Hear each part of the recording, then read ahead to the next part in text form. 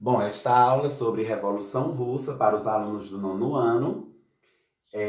Então, como a gente já havia estudado sobre a Primeira Guerra Mundial, esse episódio marcante na história da humanidade, que foi a Primeira Guerra Mundial, e atrelado a ele vamos ter a Revolução Russa, né? Porque tanto a Primeira Guerra como a Revolução Russa aconteceram, né, em um mesmo período, né, dentro de uma mesma década, digamos assim.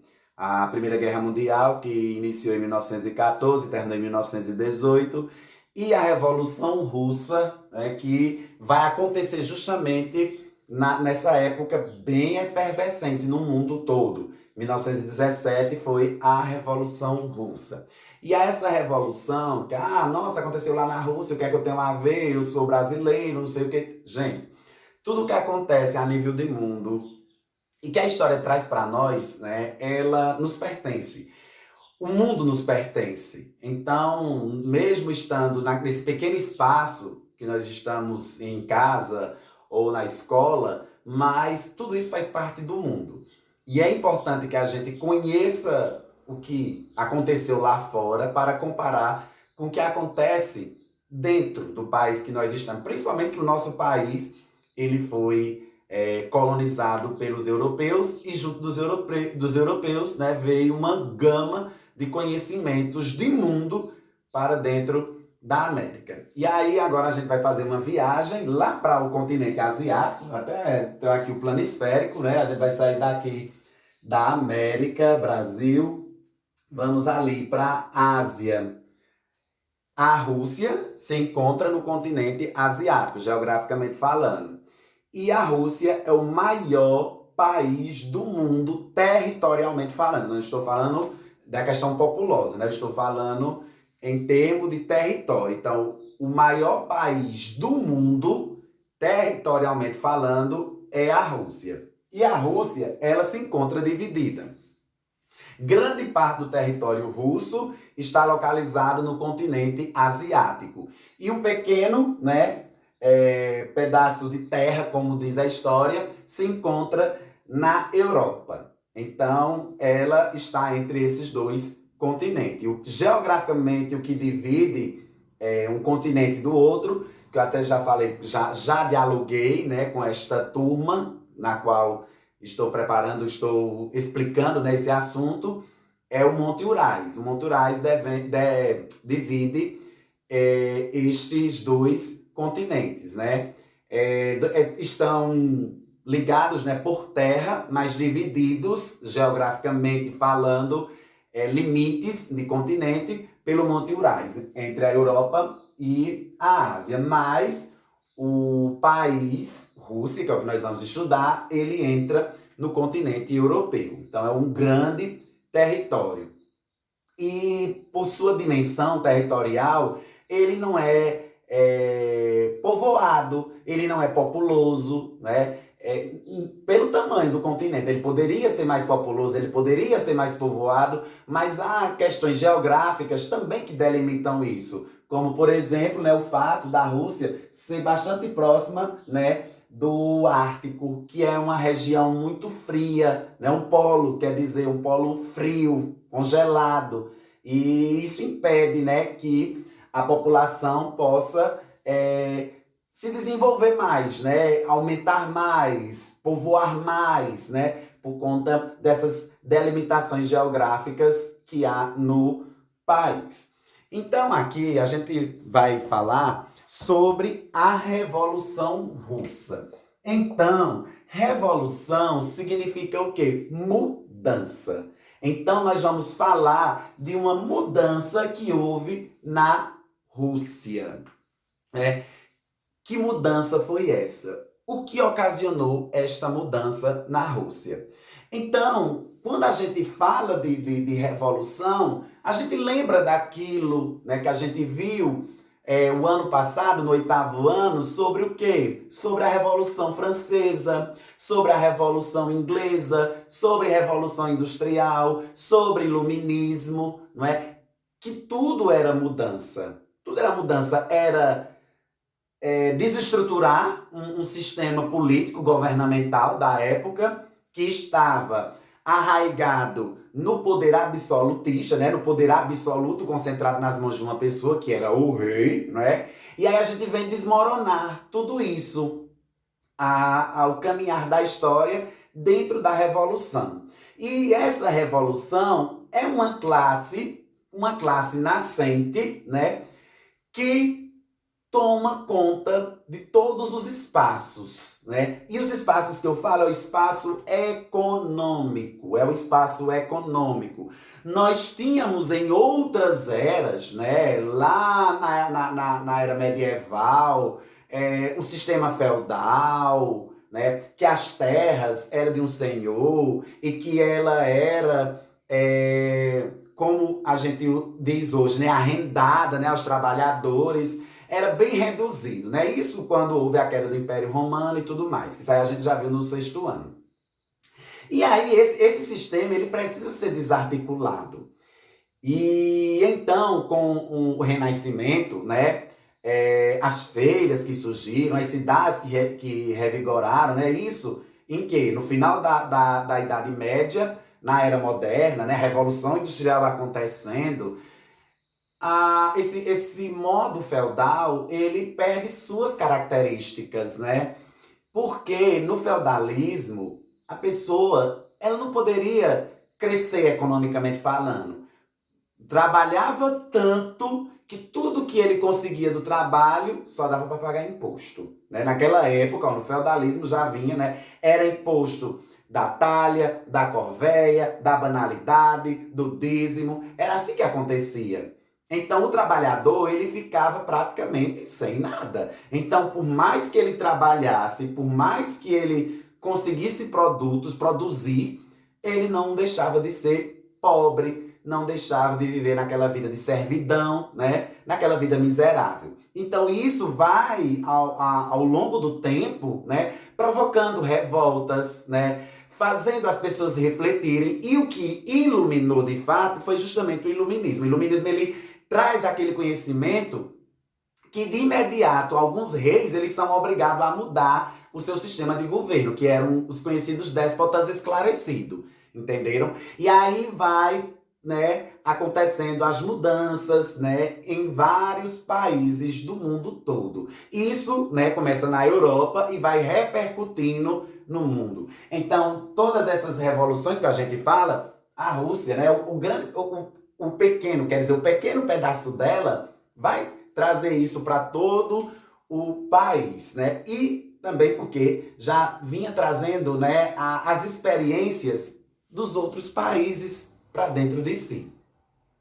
Então, como a Inglaterra foi a primeira, né, a pioneira na Revolução Industrial, depois vem França, depois vem a Alemanha, a Rússia não queria ficar de fora dessa questão aí, né, da Revolução Industrial. Então, vai acontecer também a Revolução Industrial na Rússia. O rei, na época, porque essa época que antecedeu a Revolução, a Rússia era governada, né, pelos czares, né? Tem até no livro de vocês, pode dar uma olhada. Os czares, foi governada pelos czares durante muito tempo, aquela questão de hereditariedade, né, do poder ficar passando de geração em geração. Então, era a questão do poder absoluto. Nós tínhamos uma pequena população urbana e uma grande população rural que vivia aos moldes do feudalismo em plena era contemporânea já. Já era contemporânea a era. E aí, como é que fica isso, né? A questão da reforma agrária. O que é essa questão da reforma agrária? Antes a terra nas mãos de poucos, né? De poucas pessoas que tinham poder sobre a terra e muitos dependendo dessa terra para sobreviver, mas que tinham que pagar pesados impostos e só trabalhava e não havia, né, um crescimento econômico. Aí, como eu falei anteriormente, isso vai gerar uma revolta, isso vai gerar um conflito, né, mais tarde, como já tinha acontecido em outros. Então, a Rússia, como eu disse, governada pelos czares, os czares não queriam largar o osso, e os trabalhadores, aqueles que estavam no campo também, pela péssima condição, começaram, né, a querer também mudança de vida, também vinham trabalhar no setor urbano, nas indústrias que estavam surgindo, mas era aquela coisa. As indústrias surgiam, mas ofereciam péssimas condições de trabalho. As pessoas trabalhavam em condições fora do normal, subhumanas, né? O local não tinha ventilação, o local era sujo, né? Questão de banheiro, não tinha não era um local adequado para o trabalhador, bem como também fora das fábricas, né, fora das indústrias também eles não tinham uma vida lá, essas coisas. Sempre eram os donos das fábricas que moravam em casas suntuosas, né, e ficavam sempre nos melhores lugares, enquanto a mazela social ficava aí ao Deus dará. Quer dizer que não tinha um olhar coletivo, né? Não tinha um olhar para um todo. E aí isso vai cada vez mais levando à revolta. E a revolução, ela está ligada às revoltas. Então, diante da situação que a Rússia vivia, né, começou a juntar grupos de pessoas que queriam mudar aquela situação. E a forma que tinham de mudar, no primeiro momento, era uma conversa com o governante da Rússia, o czar, não é? E aí, um grupo reunido, né, juntou-se, né, esse grupo, e foram até o palácio, né, o Palácio de Inverno, né, a residência luxuosa do rei, né, do imperador. Esse dia, gente, ficou consagrado como Domingo Sangrento. Domingo Sangrento. Por que Domingo Sangrento? Primeiro passo foi o pontapé, né, para caminhar rumo à revolução. Mas para isso teve que ter o derramamento de sangue. Então essas pessoas foram tentar um acordo, conversar, dialogar com o czar. E como foi que o czar recebeu? Ele recebeu de forma violenta. Ele mandou matar um monte de pessoas, né, que estavam ali para conversar, para dialogar, para rogar por direito. Ele perseguiu, ele torturou, ele matou, né, fora os que ficaram feridos. E aí, diante desse acontecimento, que foi justamente no domingo, né? Esse domingo aí ficou consagrado como Domingo Sangrento, né? Esse Domingo Sangrento, ele aconteceu no ano de 1905. 1905 aconteceu o Domingo Sangrento, que 12 anos mais tarde aconteceria a Revolução Russa, da Rússia. Mas aí a população se conformou com isso? Não. Mesmo com esse acontecimento, isso serviu para fortalecer mais ainda o espírito de revolta do povo.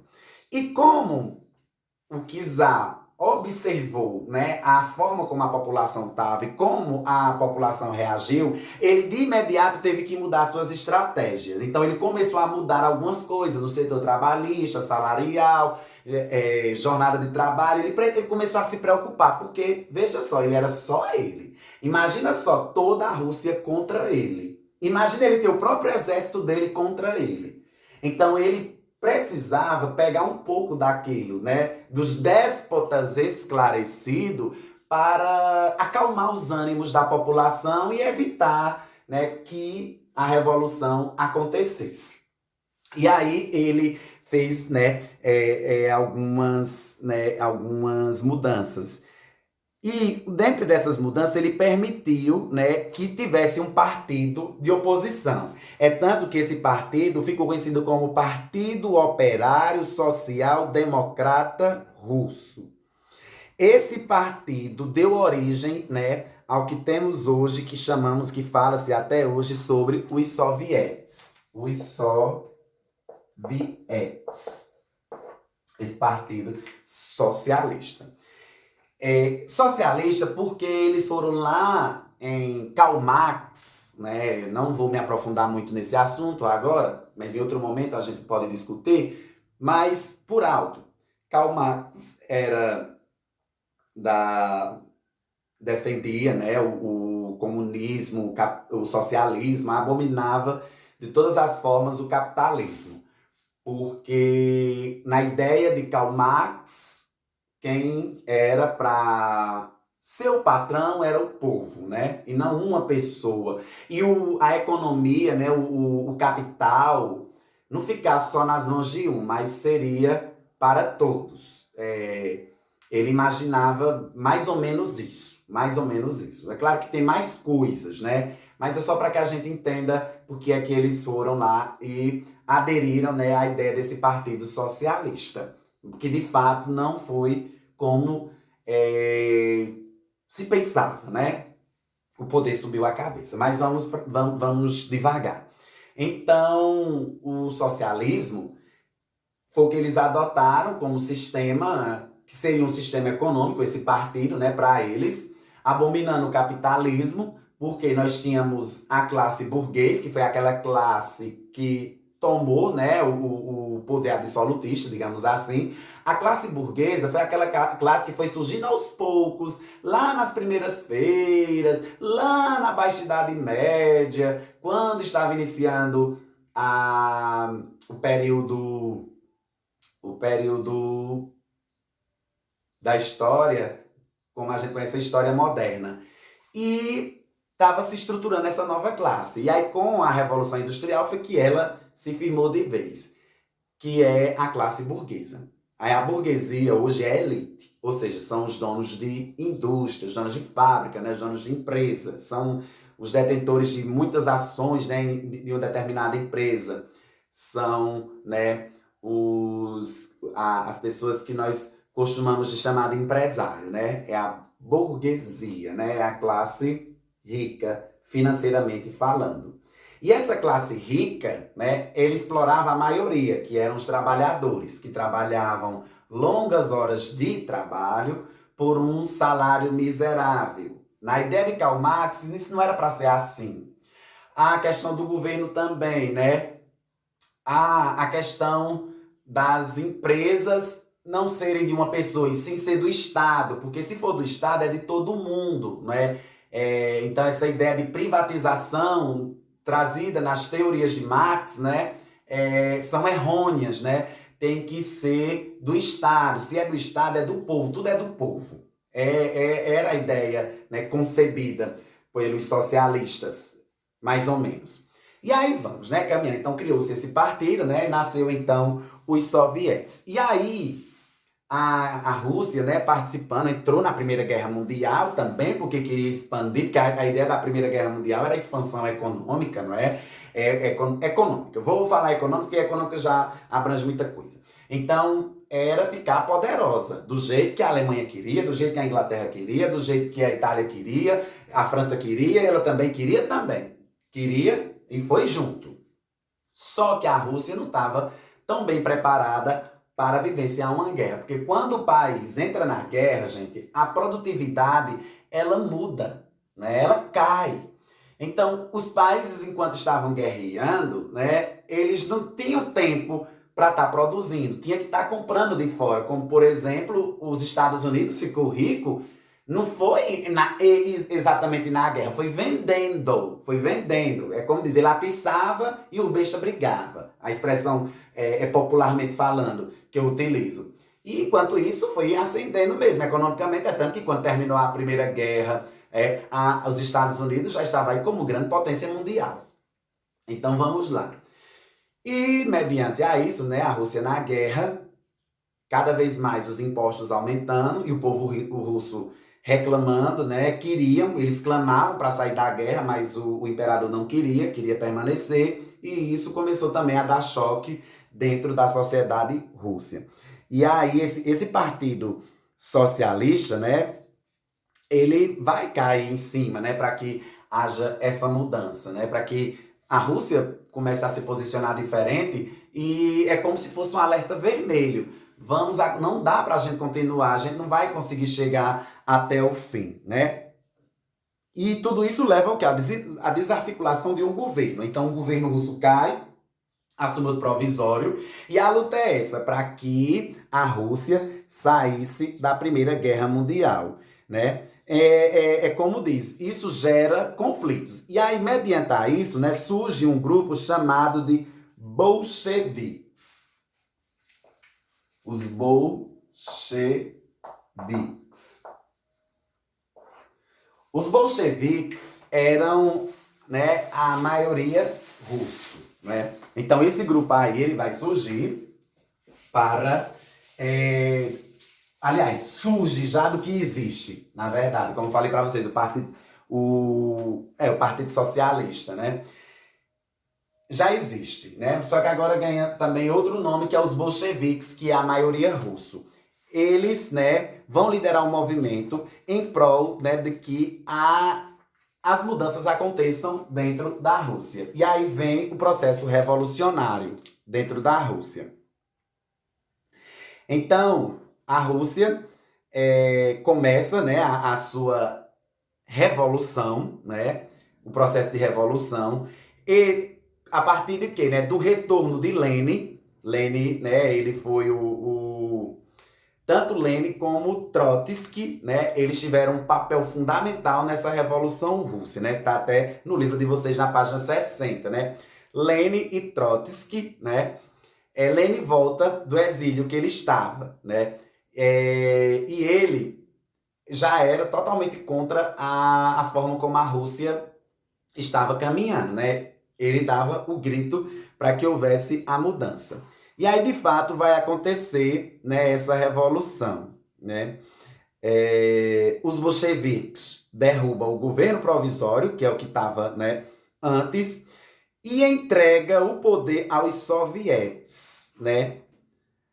Isso foram as teses elaboradas por Lenin que influenciou a esse acontecimento na Rússia. Então, Lenin, ele tem um grande, né, papel, né, um grande protagonista nessa revolução da Rússia, né? Tanto Lenin como Trotsky. E aí eles tomam o poder. Outra coisa também, Lenin está ligado aqui aos bolcheviques, né? Está ligado, aliás, liderava, na verdade, esse grupo dos bolcheviques. E aí nós temos mais o seguinte. Em outubro de 1917, os bolcheviques tomaram o Palácio de Inverno e depuseram o governo liderado por Kerensky, sob a liderança de Vladimir Lenin. Os sovietes assumiram o poder. Então agora, né, no ano de 1917, é o ano que data, né, a Revolução Russa, o acontecimento, derrubado os czares do poder, né, e Lenin é quem passa a liderar a partir de agora a Rússia, né, ele passa a governar a Rússia. E aí ele vai atender os anseios da população, né? O governo vai fazer logo o quê? Vai retirar, ouvindo o clamor da população, porque estava na guerra, ele vai tirar a Rússia, né, da Primeira Guerra Mundial. Então, acontece a Revolução em 1917 e antes de findar a Primeira Guerra, Lenin tira a Rússia da guerra. Ponto importante, gente. Que no caso ele estava atendendo o que o povo queria. Outra coisa também, né, que ele vai fazer em relação além dessa mudança, né, de ter que tirar a Rússia da guerra, também as medidas. Algumas medidas também foram adotadas nesse novo governo. Uma das medidas foi o quê? A estatização. Ele estatizou, ou seja, tornou do Estado várias empresas, como, por exemplo, banco, estrada de ferro da Rússia, indústria, confiscou as terras da nobreza e da igreja. Olha aí o que ele fez, né? Ele, como eu disse a vocês, como eu falei anteriormente, né, para a turma, né, para vocês que vão me assistir, a ideia do socialismo é essa mesmo, estatizar as empresas. E foi o que Lenin fez, né? Ele estatizou, tornou agora empresas que eram privadas, agora do Estado, ou seja, do Estado russo. Eu estou falando do país russo, que era, no caso, do povo. E confiscou terras. E aí ele confisca essas terras Ah, ele vai ficar para ele? Não, ele vai dividir essa terra entre os camponeses. Aquelas pessoas que estavam lá trabalhando vão receber esses lotes de terra, porque não é eles que estão trabalhando, não é eles que estão produzindo, não é eles que estão lá na ponta o tempo todo, sacrificando. Pronto, então esses lotes de terra vai ser desse povo. Leme, ele é muito defendido, né, por grandes historiadores, né? Tem muitos teóricos, né, que defendem a postura de Lenin dentro dessa perspectiva do socialismo, né? A forma como ele governou, né? Ele é bastante admirado. Confesso isso, já vi muita gente defendendo ele nessas atitudes que ele fez, né? Governamental, de tornar empresas, no caso pública, né, do povo, dividir terras com quem não tem, né? Esse tanto de coisa vai fazer com que ele tenha, né, uma grande admiração do povo, né, até os dias de hoje. Mas isso, né, vai atingir a burguesia, obviamente, porque ele estava tirando a empresa, né, que era de um burguês e tá trazendo para o Estado, né? Isso vai gerar confusão. Ah, quer dizer que não, a maioria pobre, né, vai achar isso o máximo. Mas os ricos, né, os latifundiários, né, não vão achar isso o quê? Não vão receber isso. Não, toma, Lene, não foi só assim. Então isso gerou uma guerra civil dentro da Rússia. Que nós também temos aí no livro. Essa guerra civil, né? O que foi essa guerra civil? Essa guerra civil foi uma guerra interna, né? Foi uma guerra interna dentro da Rússia. Interna dentro dela, né? Tava dois grupos lá duelando, né? Dentro dessa guerra civil, né? E aí, essa guerra, né? Ela vai gerar dois grupos, né? Então, digamos assim, dois exércitos, que é o exército branco e o exército vermelho. O exército branco, né, reunindo, né, os oficiais. Quem eram os oficiais? Eram os oficiais, gente, czaristas, né, da linha de czar. Os oficiais czaristas, os aristocratas e burguesia apoiados por uma aliança de 14 potências estrangeiras. Entre elas estavam os Estados Unidos, Grã-Bretanha, França e Japão. Essas grandes potências apoiavam o Exército Branco. Página 61. Apoiavam o Exército Branco. Então dá a ideia de que seria um exército bastante poderoso. Eita, os Estados Unidos apoiando o Exército Branco? Pois é. Então, o Exército Branco seria o exército, né, que reunia as pessoas ricas, né, financeiramente falando. Em oposição, teríamos o Exército Vermelho, né? O Exército Vermelho estava os bolcheviques, no Exército Vermelho, que era comandado por Lenin, né, e por Trotsky, né, esse grupo.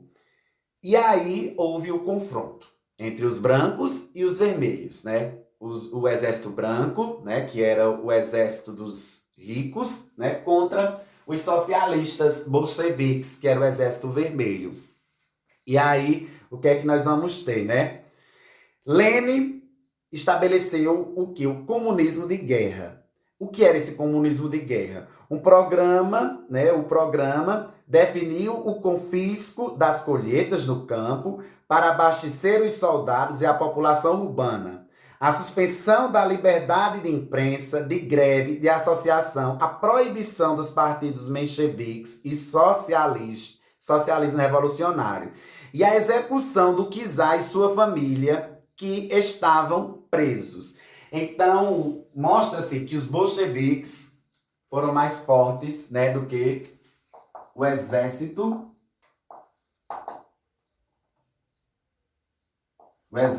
branco. Então, os bolcheviques foram mais fortes que o exército branco. E aí eles pagaram o cara. Então, Lenin mandou, né, que matasse, que desse fim em toda a família czarista. Já aí, né, já muda o caminhar da história, né? É como se ela tomasse uma direção agora diferente. Primeiro, né, vinha numa posição interessante, né, que era aquela que eu falei para vocês. Ah, Lenin assumiu o poder, confiscou as terras dos nobres, as empresas privadas que tornou estatais, tudo para o povo, mas aí, de repente, ele tomou outra direção. Outra direção, que foi essa, né? Que foi quando ele mandou, né, matar, acabar com os czares. Aí a gente pensa, né, que a vida é muito importante, ela deve ser preservada, independente do ser humano ser bom ou ruim, prestar ou não, mas é uma realidade. Só que aqui era uma guerra grande, né? Primeiro o czar não pensou nisso, não foi? Quando o pessoal foi lá para dialogar com ele no Domingo Sangrento, e agora Lenin também age, né, dando uma resposta ao que ele fizera no passado, né? É uma troca, como diz a história, de moedas. Então, é o que aconteceu, né? Como eu falei. Aí vem, essa guerra terminou, essa guerra civil, como falou, terminou em 1921, foi o final da Guerra Civil. A vitória foi do Exército Vermelho, no caso, né, do grupo dos bolcheviques, né, de Lenin, a vitória foi deles. O Exército Vermelho venceu, né? E a sobrevivência do Estado Socialista. A Rússia soviética, porém, estava em colapso. Então, diante desses acontecimentos, a Rússia vai entrar no colapso. Primeiro está numa guerra, que foi a Primeira Guerra Mundial a participar. E tirou da guerra porque ela não tinha condição de permanecer na guerra. Aí vai criar uma guerra dentro dela. Então ela entrou economicamente em colapso, né? Economicamente, financeiramente, ela entrou em colapso. Mesmo o Exército Vermelho vencendo, né? Ela passou por uma série de problemas. Aí vem, né? As produções agrícolas, as indústrias diminuíram, as principais cidades tinham se esvaziado, as minas estavam abandonadas e os transportes desmantelados. Então, estava um caos, né? Depois da guerra, ficou um caos, né?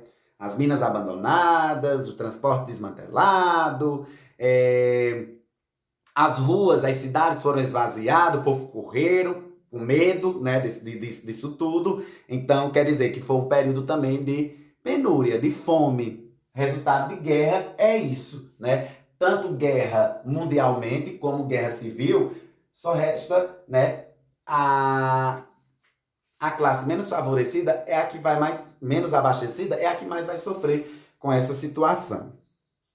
Estima-se que a fome que devastou o país no inverno de 1921, né, um inverno grande que aconteceu lá na Rússia, em 1922, tenha causado a morte de aproximadamente 5 milhões de pessoas. Olha o tanto de gente que morreu lá na Rússia por conta da guerra que ocasionou a fome, né?